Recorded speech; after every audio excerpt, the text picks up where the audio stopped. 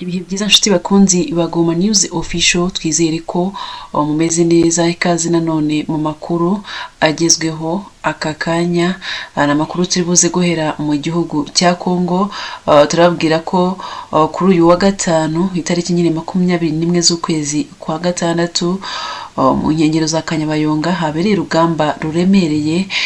Muraza kumenya ibyarwo. Nanone kandi mu gihugu cya Kongo umutwe wa M23 urashinja ingabo za Repubulika ya Demokarasi ya Kongo n'abafatanyabikorwa bayo kwica inka zirenga 29 mu gace ka Kivuye mu badahigwa. Turaza kuva mu gihugu cya Kongo tubabwire ko Vladimir Putin yijeje Korea y'Epfo igisubizo kitayishimisha mu gihe yaha intwaro Ukraine.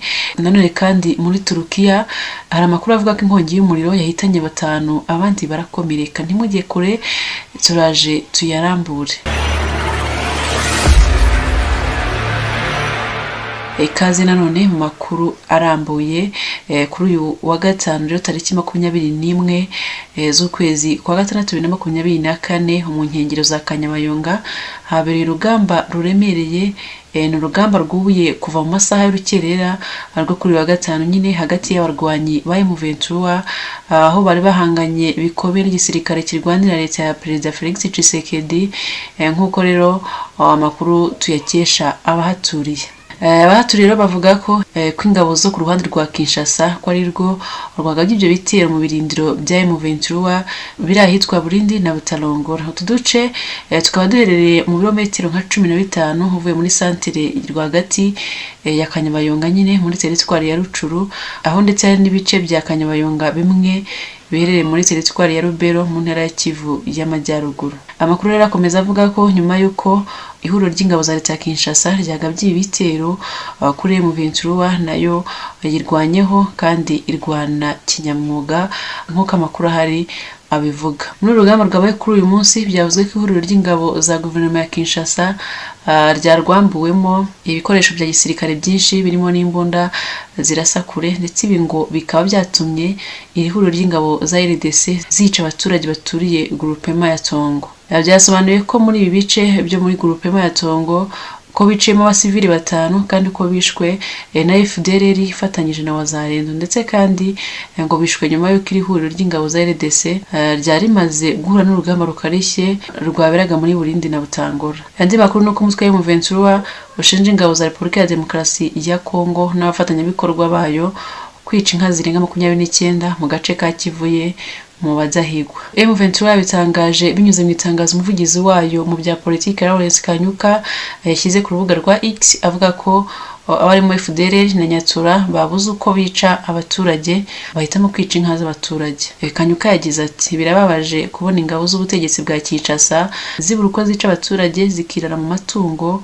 Uyu munsi kuwa gatanu tariki 21 Kamena nyine 2024 inka zirenga 29 zishwe n'imitwe yitwaje intwaro ya Nyatura ndetse na FDLR ikivuye mu badahigwa. Kuri uyu munsi n'ubundi nibwo muri santere ya Kanyabayonga imirwano yahakomereje hagati ya FARDC na M23. Amakuru akaba avuga ko hari na bombe yahaturikiye igakomeretsa agera kuri 4. Abahaturikiye bakaba bavuga ko ishobora kuba yaturutse ku ruhande rw'ihuriro ry'ingabo za leta ya Kinshasa.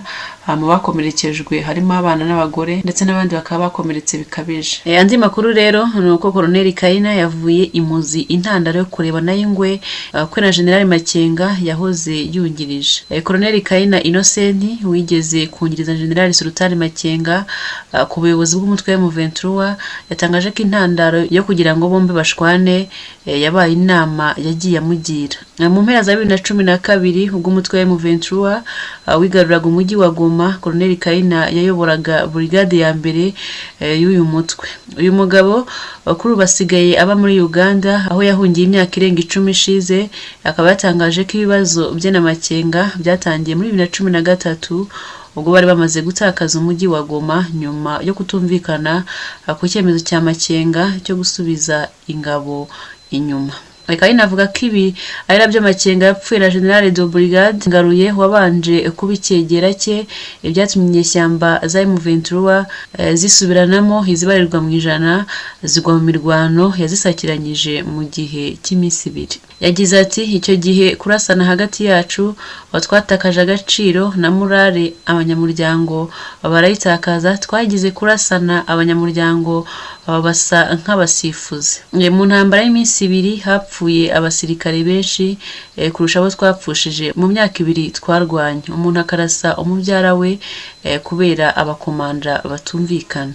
Colonel Kayina avuga ko nyuma y'uko yari amaze gusimbura Ngaruye kuri ubu no mu basirikare bakuru muri M23 yabonye ko nawe ashobora kuzasubiranamo ona Makenga kubera kutemera ko amugira inama. Yavuze ko M23 yajya gusubira inyuma mbere yo guhungira muri Uganda yari akitwa Iheo muri teritwari ya Rucuru, ahari hari brigade y'ingabo zari ziyobowe na Brigade General Mboneza Eric Yusufu, nicyo kimwe n'iya Colonel Claude Birinda. Icyo gihe ngo Colonel Makenga yari i Rucuru, Kayina rero akaba avuga ko Makenga nk'uwari umukuriye aho kugira ngo amuhamagara amuha amabwiriza yo gusubiza ingabo inyuma, yabimenya bibwiwe n'undi komanda ariko wari muri abo Kayina yarayoboye. Uyu musirikare avuga ko yahise abona abasirikare ba M23 bari bari Kanyamahoro n'abari hafi y'umupaka wa Kabuhanga bava mu birindiro byabo basubira inyuma. Ati nahise ntekereza uko ibyo Makenga yapfuye na Ngaruye nanjye bigiye kumbaho, naramuhamagaye ndamubaza nti se kutambwiye aho gukabwira abo nyoboye, ariko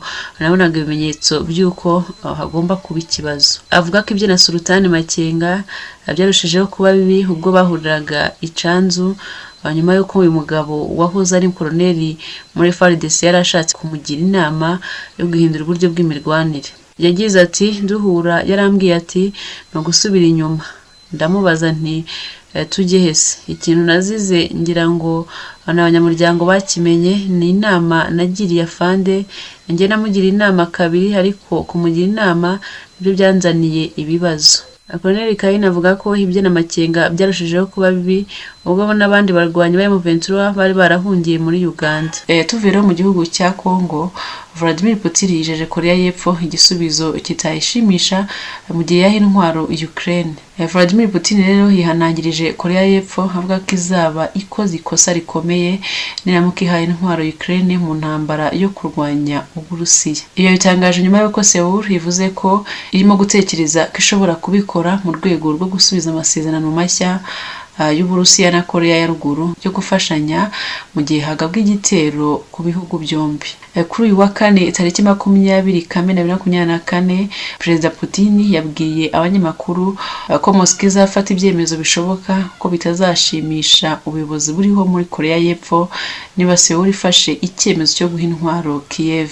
Umuyobozi w'Uburusiya yavugiye ibi muri Vietnam nyuma gato y'uruzinduko rwamugendekeye neza i Pyongyang aho yasinyanye amasezerano yo kwirwanaho n'umuyobozi wa Korea ya Ruguru Kim Jong Un. Seoul yari yaramaganye mbere aya masezerano ivuga ko abangamiye umutekano w'igihugu, kandi umujyanama w'umutekano mu gihugu Chang Ho-jin yavuze ko igihugu cye yagiteganya kongera gusuzuma ikibazo cy'inkunga y'intwaro muri Ukraine. Nyuma y'ijambo rya Putin, ibiro bya Perezida wa Korea y'Epfo byatangaje ko kuri uyu wa gatanu ko bizasuzuma inzira zitandukanye zo guha intwaro Ukraine kandi ko imyifatire yayo izaterwa n'uburyo Uburusiya buzitwara. Ibiro ntaramakuru Yonhap byatangaje ko abategetsi b'iki gihugu bateganya guhamagaza ambasaderi w'Uburusiya muri Korea y'Epfo kugira ngo atange ibisobanuro. Andi makuru nuko muri Turukiya inkongi y'umuriro yahitanye abantu 5 abandi bakakomerekera. Kuri uyu wa gatanu Minisitiri w'Ubuzima muri Turukiya yatangaje ko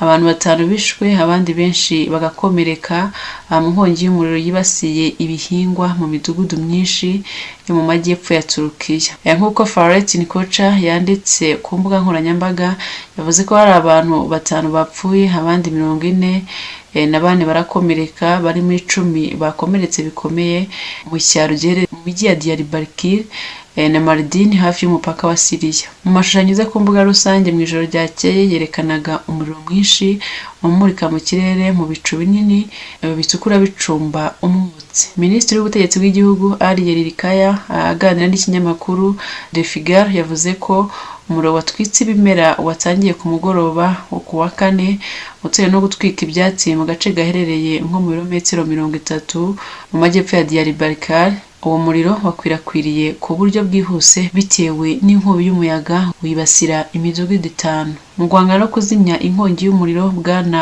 Kocha yavuze ko amatsinda 7 yihutirwa na ambulansi 35 zoherejwe aho byabereye ngo zishobore gufasha mu kuzimya uwo muriro. Mu mashusho yatangajwe n'ikigo cyemewe gishinzwe ibiza cya Turukiya, Anadolu yerekanye ko uwo muriro wagenzuwe neza ijoro ryose. Ndabashimiye cyane mwe tubanye muri aya makuru yacu nakagaruka. Mukomeze mukore subscribe, like, share na comment kugira ngo mujye mubona amakuru yose. Mukomeze kugira ibihe byiza.